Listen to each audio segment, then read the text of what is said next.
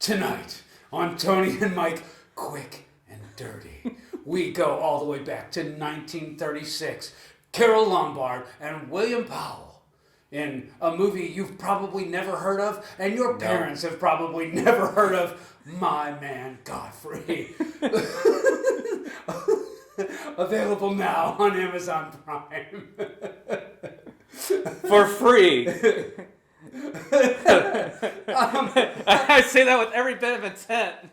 Wow. In that. Harsh.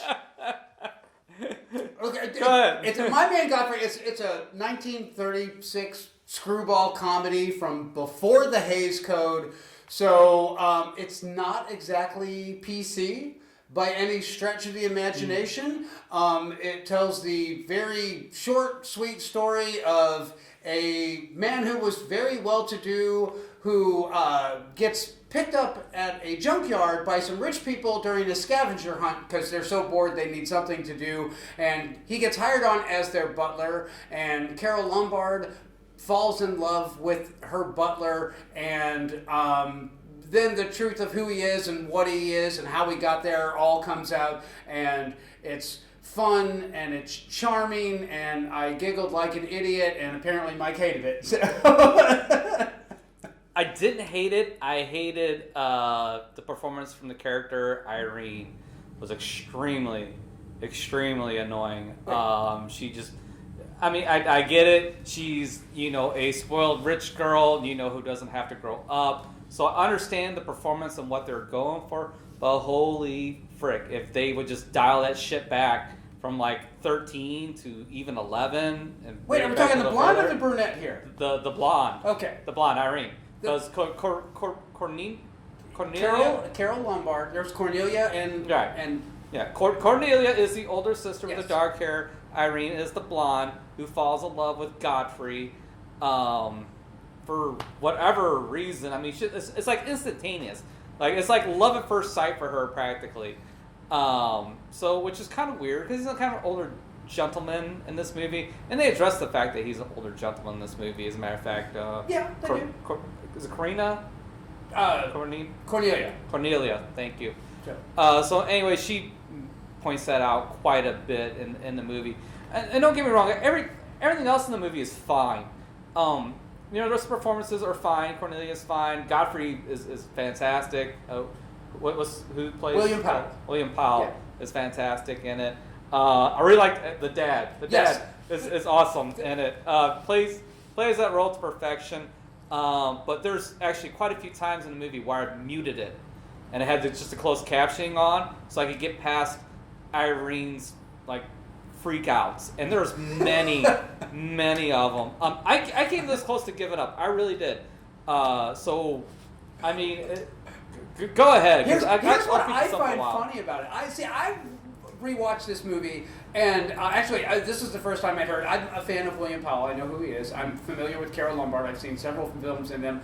This one popped up on Prime, and I thought, you know what, I got to check this one out. And what struck me is watching Carole Lombard, and I was not aware of it at the time that I was watching it, but then it hit me like a brick, and it was like, oh my God, Terry Garr in Close Encounters of the Third Kind.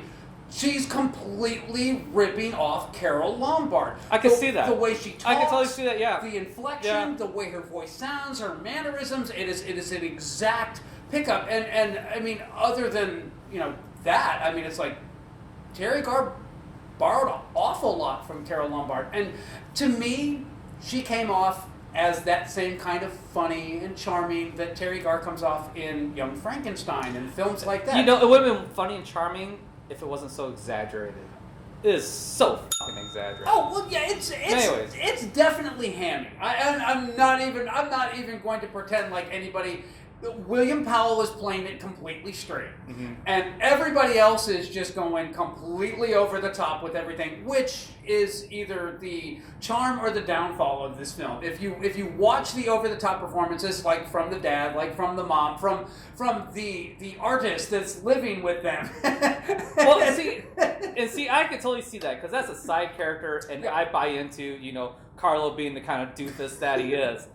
So that's fine. But a dad really wasn't that over the top. He's no different than any modern interpretation of a typical dad. Even the sister is a very subdued performance. Really, Irene's is just cranked to 11. I was going to say, the then other some. performance that I think you're missing out on, and I think was actually one of the best performances in the film, is the maid. The maid was hilarious. The whole intro scene where Godfrey shows up for his first day on the job, I was giggling like an idiot the entire time because just circumstance. And I'm not going to spoil any of the humor of it, but I thought it was funny. I thought it was charming. And this is literally one of those movies that could very easily be made today. I agree. And no one would bat an eye. You wouldn't have to change a lick in the script, and it would still work completely.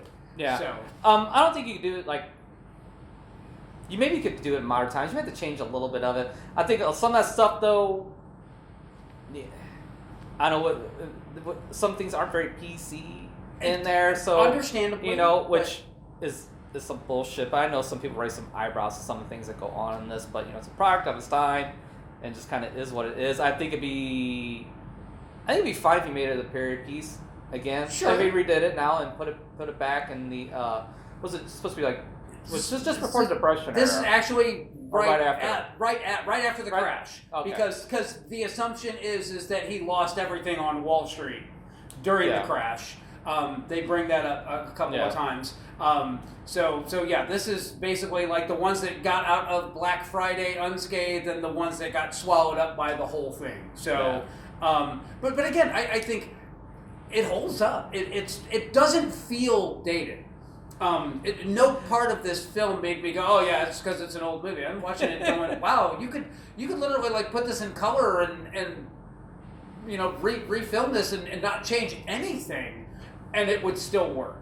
Yeah. So I liked it quite a bit. I definitely recommend for me. It just goes to show you that our grandparents, your great grandparents, weren't as prudy as you probably think they were. They like bawdy romantic comedies just as much as people nowadays do. I mean, there's nothing really offensive in it in a sexual meaning or anything like that.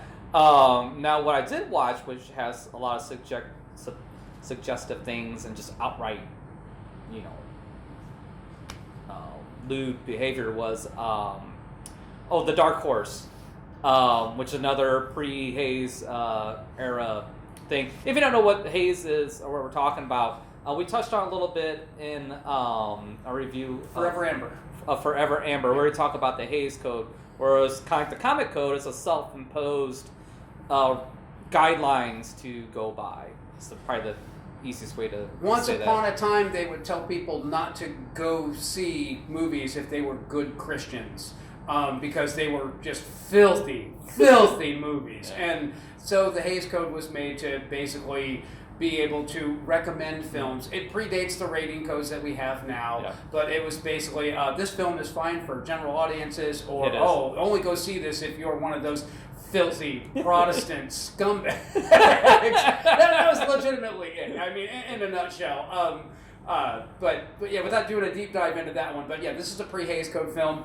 There's a lot of pre-Hays Code films that are really great, that again hold up incredibly well. Almost everything Mae West did is pre-Hays Code, and the Hays Code more or less ruined Mae West because she was a very bawdy, suggestive, throwing it out there kind of actress.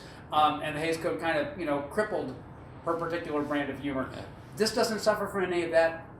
Yeah. So it's not a recommend for me. It's going to be tough for the general audience to get past it. Number one, it is an old movie. Some of the performances are very exaggerated. If you think you can make it past that stuff, the rest of it is good. But I can't recommend it. So I laughed. There we are. I cried. I came. Right. So we got to wrap up. We got 10 seconds left before this thing closes. So we will. We'll tell you about another movie in a minute. See you guys next time.